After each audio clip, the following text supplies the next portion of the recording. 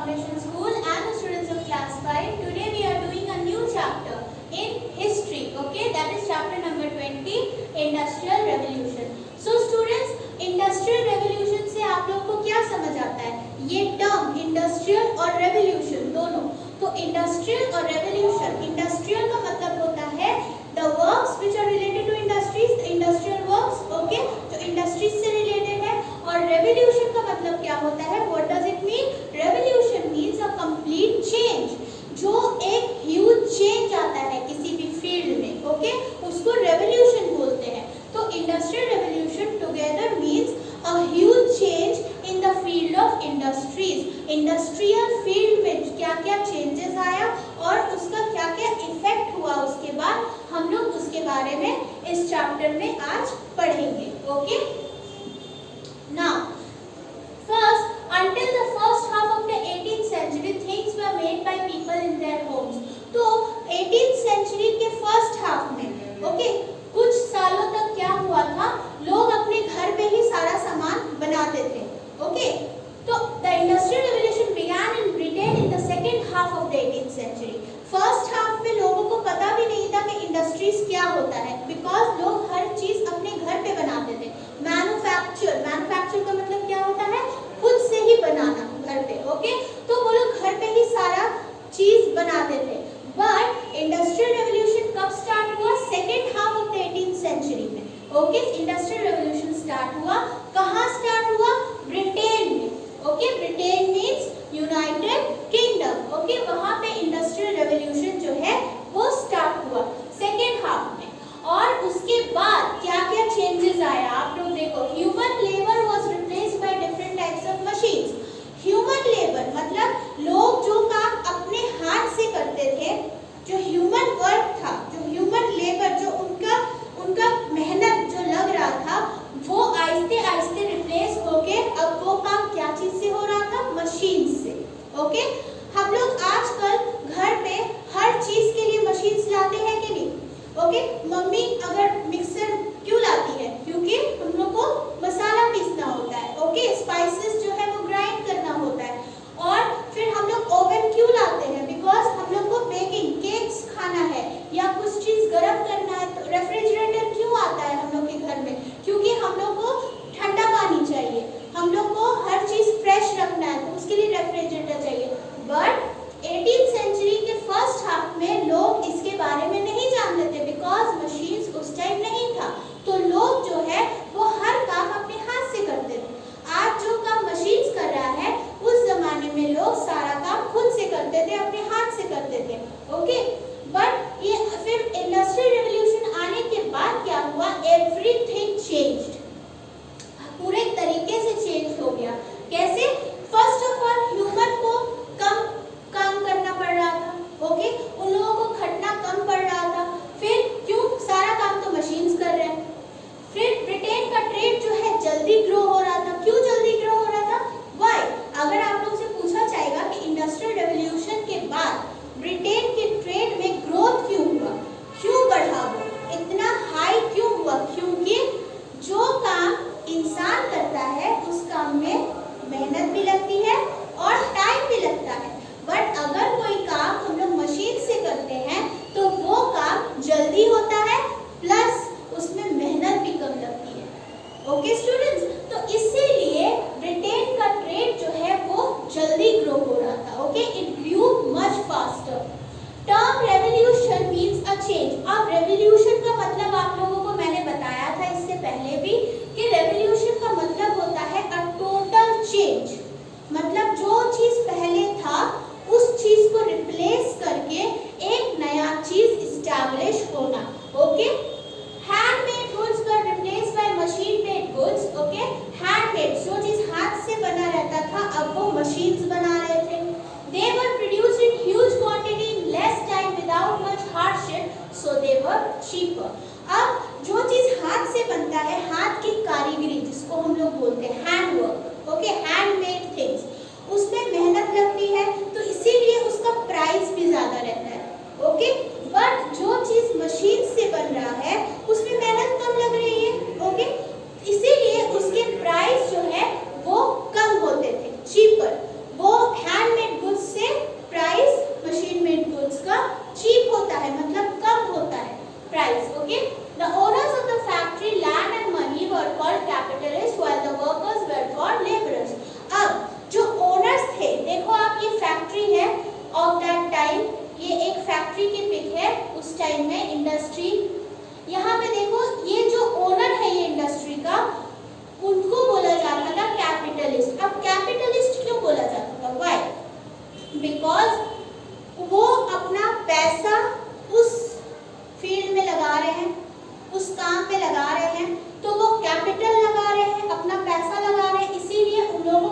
मालिक जिसको बोलते हैं, ओके। तो ये मालिक लोग को क्या बोला जाता था? कैपिटलिस्ट, ओके, ओनर्स को। और जो वर्कर्स थे, जो उनके अंडर जो लोग, जितने लोग काम करते थे, उनको क्या बोला जाता था? लेबरर्स, क्योंकि वो लोग खट रहे थे उनके अंदर, okay.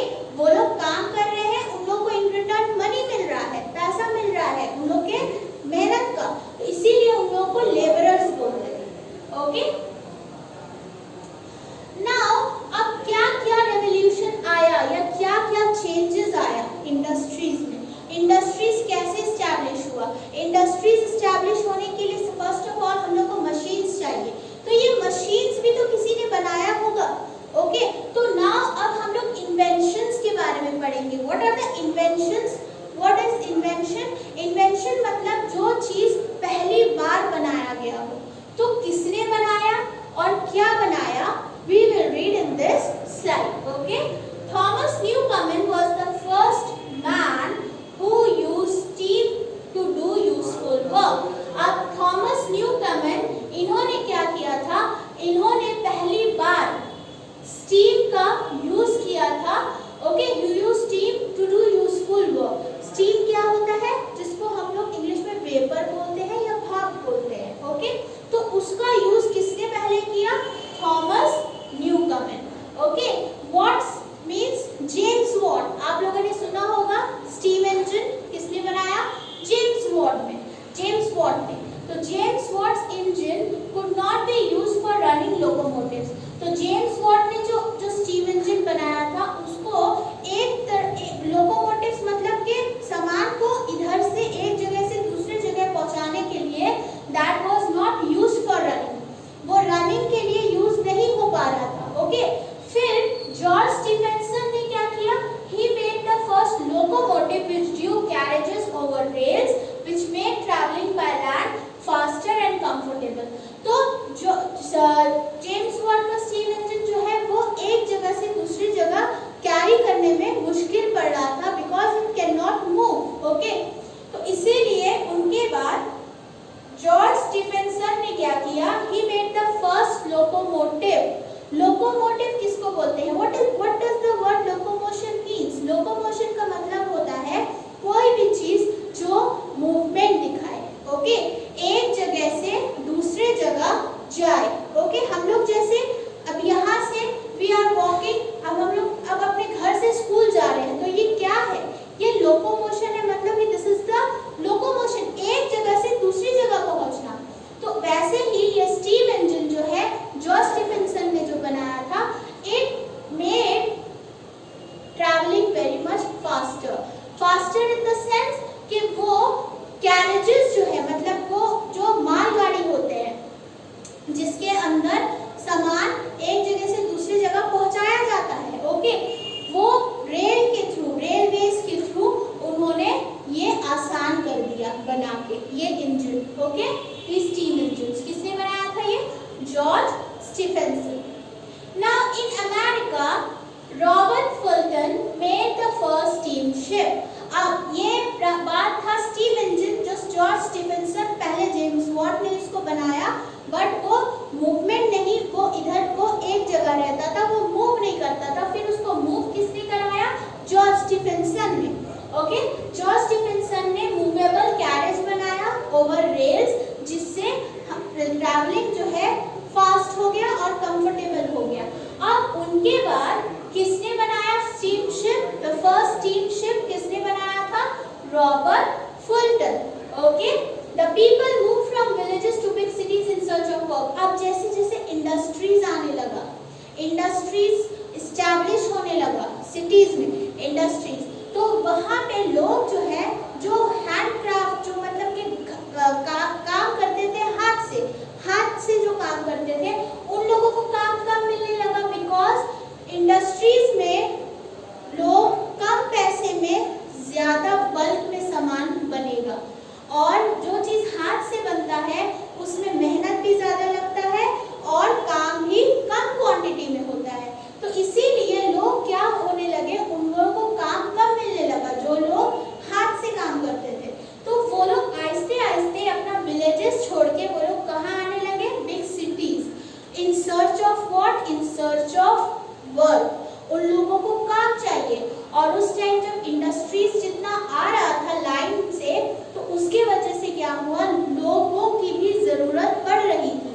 Okay, machines made a change in the coal and iron industries. अब मशीन्स कैसे चलता है आप बताओ? मशीन्स या तो इलेक्ट्रिक से चलता है अभी, ओके, हम लोग कैसे चलाते हैं, हम लोग मिक्सर कैसे चलाते हैं, फ्रिज कैसे चलाते हैं, टेलीविजन कैसे चलाते हैं, कनेक्ट करते हैं उसको इलेक्ट्रिसिटी से, तब चलता है। बट उस टाइम में ये जितना भी मशीन्स था, ज्यादातर क्या चीज से चलता था, coal and iron. Okay, coal and iron. तो अब जब मशीन्स आया तो कोल एंड आयरन इंडस्ट्रीज भी बहुत फ्लरिश हुआ, बहुत ही मतलब कि इनकम हुआ उनका भी। Okay, industrial revolution change the way people live. अब लोगों का जिंदगी जीने का तरीका वो आहिस्ते आहिस्ते बदलने लगा। ओके, बहुत ही ज्यादा बदलाव हुआ इस फील्ड में। Okay, now we will read about the effects. अब इंडस्ट्रियल रेवोल्यूशन हुआ, कैसे हुआ, वी ऑल नो। अब हम लोग पढ़ेंगे इसके वजह से सोसाइटी में क्या क्या इफेक्ट हुआ। ओके, इसका इफेक्ट्स क्या है, गुड एंड, अभी हम लोगों ने गुड इफेक्ट्स पढ़ा कि ये सब कुछ इजी हो गया। ओके, और इसका फिर आउटपुट जो मतलब सामान बनता था वो क्वांटिटी में बनता था, बल्क में बनता था। बट स्टिल हर चीज की एक एडवांटेज भी होता है और एक डिसएडवांटेज भी होता है। तो एडवांटेजेस हम लोगों ने पढ़ लिया, अब we will read about the disadvantages. और डिसएडवांटेज में सबसे ज्यादा सफर किसने किया, सबसे ज्यादा प्रॉब्लम किसको हुई, the lower class people. The lower class people, जो गरीब लोग, जो लेबरर्स, जो काम की तलाश में विलेज छोड़ के सिटीज आते थे, उन लोगों को ज्यादा प्रॉब्लम हुई। Okay, the ill effects of this revolution was that it made the condition of the factory workers terrible.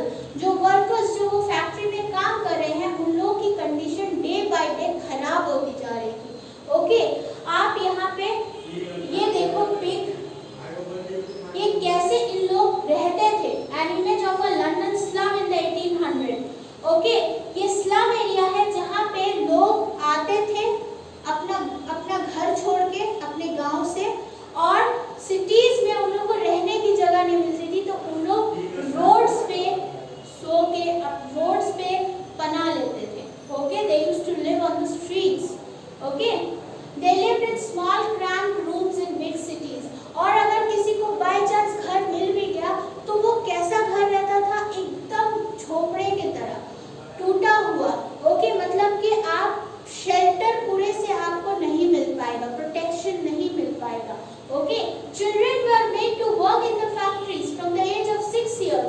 They work from morning till night. तो यहाँ पे बच्चों को भी काम कराया जाता था, बड़े तो बड़े, बच्चे भी काम करते थे। और कौन से ईयर्स से बच्चों को काम में लगा दिया जाता था, 6 साल की उम्र से। From the age of 6 years, the kids or the children work from morning till night. Just imagine, सुबह से लेके रात तक they used to work. Those 6 years old child working in the factories. Okay, the factory owners did not see the welfare of the workers.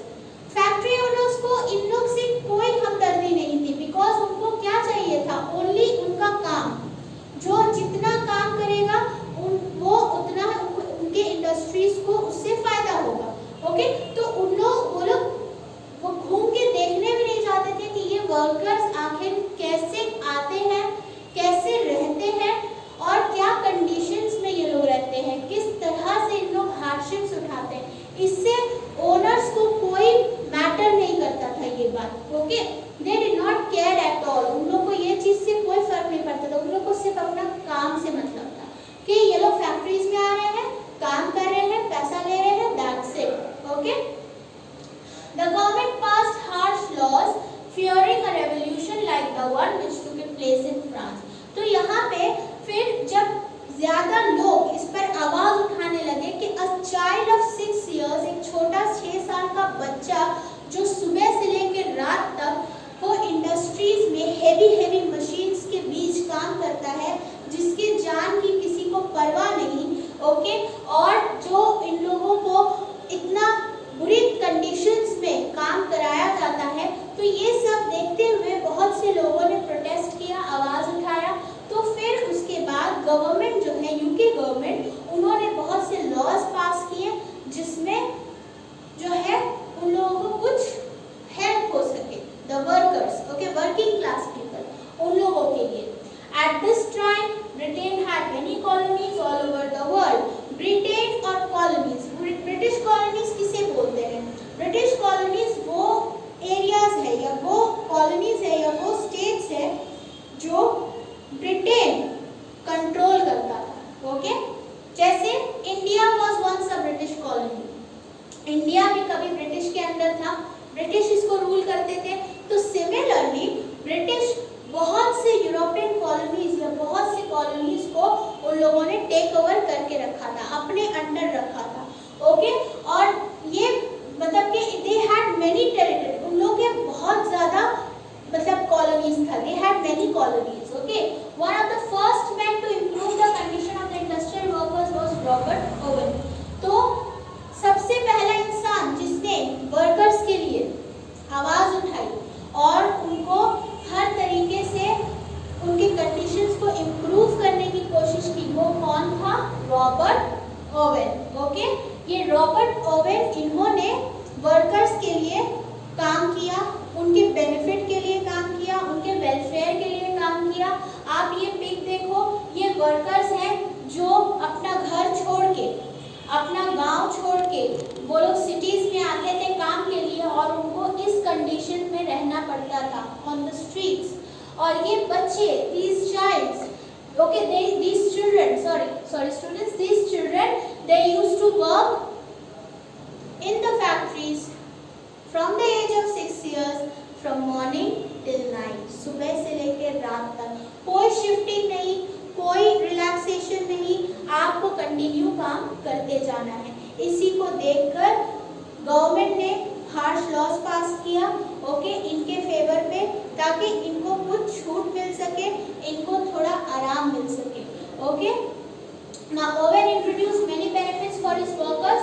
He paid them medical and retirement benefits. Owen जो है now Robert Owen, they introduced many benefits. He introduced many benefits for his workers. He paid them medical and retirement benefits. तो Robert oven ने workers के लिए बहुत कुछ किया, okay. उन लोगों का जो कंडीशन था उसको देखते हुए उन्होंने उनके लिए बहुत से ऐसे स्कीम्स बनाए जहाँ पे उनको मेडिकल और रिटायरमेंट बेनिफिट्स मिलते थे, ओके। मेडिकल लीव्स या मेडिकल अलाउंस या रिटायरमेंट के बाद उनको pensions, these kinds of things, okay. अब आप लोग देखो यहाँ पे जो लॉज बनाया गया, now you see the laws, जो लॉज बनाया गया था फॉर चिल्ड्रन वर्कर्स, ओके। तो चाइल्ड वर्कर्स, जो चाइल्ड लेबर हो रहा था इंडस्ट्रियल रेवोल्यूशन के टाइम, तो ब्रिटिश गवर्नमेंट ने क्या क्या लॉज बनाया। चिल्ड्रन ड्यूरिंग इंडस्ट्रियल रेवोल्यूशन, उनके वेजेस कितने थे और वो कितने घंटे काम करते थे। तो फर्स्ट ऑफ ऑल वेजेस बहुत कम थे क्योंकि वो लोग बच्चे थे, उन लोगों को जो दे दिया जाता था they used to take, okay. Average working hours उनका क्या था? 12 से लेकर 14 घंटे इन अ डे। तो आप समझ लो, अगर वो लोग सुबह 6 बजे से स्टार्ट करते थे काम करना, तो वो लोग रात के 8 बजे तक कंटिन्यू उनसे काम लिया जाता था। तो फॉर अ चाइल्ड आप 14 घंटे अगर उससे काम कराओगे तो ये एक्सप्लॉयटेशन नहीं है तो क्या है? उनके बचपन का फायदा उठाना। मीन्स अगर वो लोग कुछ नहीं समझ रहे हैं तो उनसे ज़्यादा से ज़्यादा काम लेना, उनका मीन्स इनोसेंस का वो फायदा उठाना हुआ, okay. Same age adult, some work up to 19 hours. और अडल्ट जो है उनको कितने घंटे काम कराया जाता था? 19 घंटे, 19 आवर्स तक वो लोग काम करते थे। और कंडीशंस बहुत हॉरिबल था वर्कर्स का। Same dangers adult males endured, large heavy dangerous equipments, many accidents। बहुत heavy equipments इंडस्ट्रीज में आप लोगों को पता ही है कितने heavy equipments होते हैं, उसको साफ सफाई करना। और बाय चांस अगर आपका हाथ इधर से उधर स्लिप हो गया या आप गिर गए तो वो चोट ओके, नाउ ये एक्ट जो उसके बाद बनाया गया, ये सब को देखते हुए ब्रिटिश गवर्नमेंट ने क्या एक्ट बनाया regarding the children, okay, child labour, factory act of 1833, ठीक है, limited the amount of hours children of certain ages could work, जो भी जितना ये जो 12 से 14 घंटे जो बच्चों को ये काम कराया जाता था, इन्होंने इस पे रोक लगाया और एक स्पेसिफिक आवर सेट किया कि आप इतने से इतने घंटे तक बच्चों से काम ले सकते हो, उसके बाद आपको उनको ऑफ करना होगा या उनको छुट्टी देनी पड़ेगी। फ्रॉम एजेस 9 to 13 only allowed to work 8 hours a day. 9 से 13 साल के बच्चों को सिर्फ 8 घंटे काम कराना उन लोगों को बोला गया, ओके। 14 से 14 to 18 इयर्स के बच्चों को they only work for 12 hours, सिर्फ 12 घंटे उन लोगों से काम लिया गया।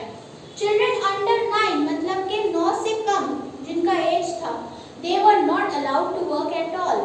फिर उन लोगों को 6 साल की उम्र से पहले बच्चों को इस काम में लगा दिया जाता था। इस एक्ट के बाद क्या हुआ, फैक्ट्री एक्ट के बाद बच्चों को 9 साल से पहले उन लोगों को कोई काम नहीं दिया जाता था, okay. So they work from 9 मतलब कि 9 साल की उम्र के बाद से they used to work in the factories.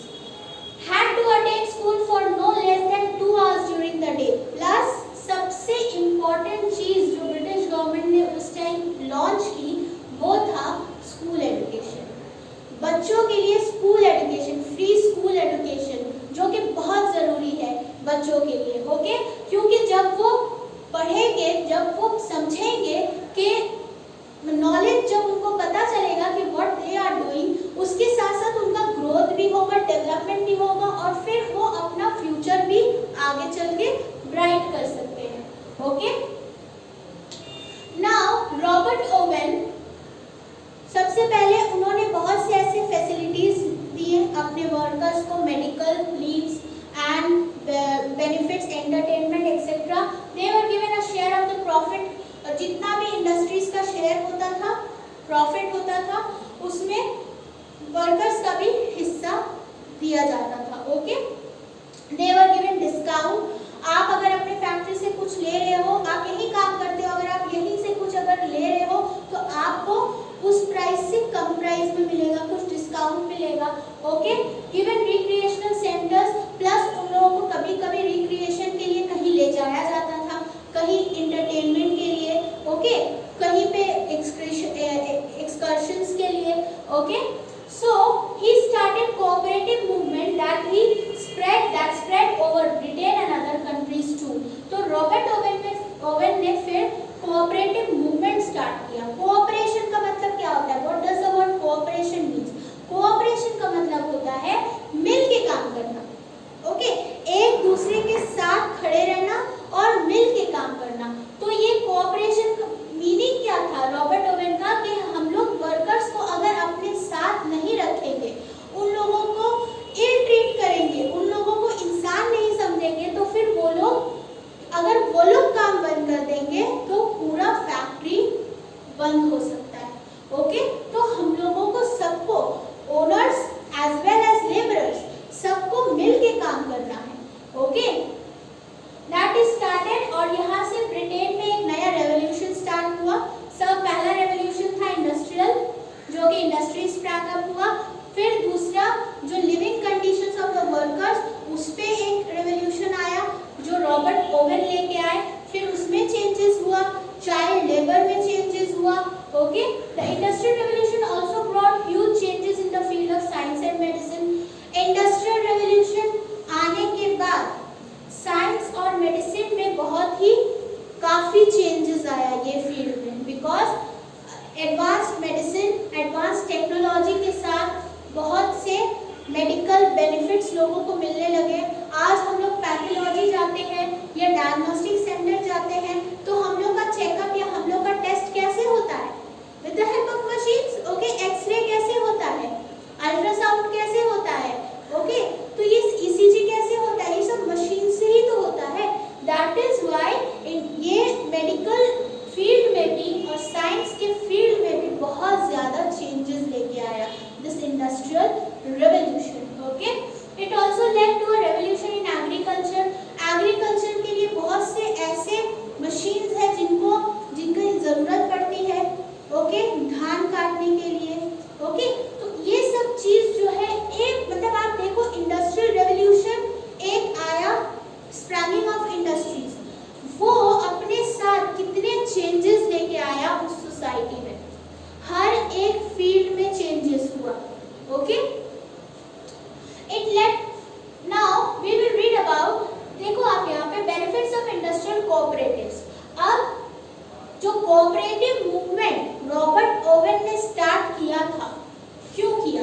Y, क्या बेनिफिट्स था उसका? सबसे पहला बेनिफिट्स था कि ये एम्प्लॉयमेंट अपॉर्चुनिटीज देगा लोगों को, जो लोग बिना काम के हैं उनको काम दिलाया जाएगा, फिर उनको ट्रेनिंग दिया जाएगा, उनको नॉलेज दिया जाएगा उस फील्ड का कि आपको कैसे काम करना है। मार्केटिंग ऑफ गुड्स, मार्केट में वो गुड्स को कैसे सेल करना है, किस हिसाब से सेल करना है। हाई स्टैंडर्ड ऑफ लिविंग, वो अपना स्टैंडर्ड जो है वो सेट कर सकेंगे सोसाइटी में, जो स्टैंडर्ड में वो पहले रहते थे उससे उनको कुछ बेटर स्टैंडर्ड मिलेगा। Okay, when they will work, when they will have much opportunities. Okay, available of necessary raw materials and equipments at nominal rates, और जो भी इक्विपमेंट्स या जो भी सामान मार्केट में अवेलेबल है उसके प्राइस को कम करना, ताकि ज्यादा से ज्यादा लोगों तक वो चीज पहुंचे। Okay, now this power struggle, ये इंडस्ट्रियल रेवोल्यूशन के वजह से बहुत से यूरोपियन कॉलोनीज के बीच पावर स्ट्रगल था। मींस सब लोग एक के ऊपर जाना चाहते थे। मींस अगर यूरोपियन कंट्रीज में एक कंट्री अगर एक इंडस्ट्रीज के लिए फेमस था तो दूसरा कंट्री उसको देख के अपना इंडस्ट्रीज को और ज्यादा बढ़ा रहा था और ज्यादा फ्लरिश कर रहा था। Okay, with modern technologies, modern advancement. Okay, as they supplied cheap raw materials for factories and ready markets for finished goods। और ये इंडस्ट्रियल रेवोल्यूशन की वजह से मार्केट में चीप रॉ मटेरियल्स, जो सामान निकल के मिलता था मार्केट में, वो उसका प्राइस कम रहता था, चीप रहता था। Okay, and they were ready for finished goods. Okay, वो फिनिश्ड गुड्स के लिए मतलब कि परचेज के लिए वो रेडी कर दिया जाता था with all packing and everything. आज हम लोग कोई सामान लेने जाते हैं मार्केट में तो वो कितना एलिगेंटली पैक किया हुआ रहता है। Okay, the packing and all सब ये जो है उसी टाइम से इंडस्ट्रियल रेवोल्यूशन आने के बाद से the manufacturing and the packing सब ये लोग इंडस्ट्रीज खुद करते थे। This colonial rivalry led to the causes of first world war. अब ये यूरोपियन कॉलोनीज के बीच जो ये एक कोल्ड वॉर चल रहा था, मींस ये लोग एक दूसरे से कंपटीशन लड़ रहे थे अपने फैक्ट्रीज या अपने एरिया को एडवांस करने के लिए। इसकी वजह से ये था cause main first world war का। जो फर्स्ट वर्ल्ड वॉर हुआ था वो इसी वजह से हुआ था। ये जो चेंज आया, जो ग्लोबल चेंज आया इंडस्ट्रियल वर्ल्ड में, इसके वजह से यूरोपियन कॉलोनीज जो है वो एक दूसरे के सक्सेस को देख नहीं पाए और इसके वजह से दे ऑल गैदर्ड, और इन लोगों को अपने दूसरे से अच्छा होना था मार्केट में कंपटीशन के लिए। Okay, that is why this was the cause of first world war. So students, hope you all have understood this chapter. आप लोग को समझ आ गया होगा। इफ अगर नहीं समझ आया है, आप लोग प्लीज अपने हिस्ट्री बुक को अच्छे से रीड करना, गो थ्रू करना, और ये वीडियो में जो भी explanations I have given you, just listen to it carefully. Okay, और फिर आप लोगों को ये एक्सरसाइजेस करना है जो कि आप पेज नंबर 106 में है आपके हिस्ट्री बुक में। Exercise number 1, 2, 3, 4 and 5।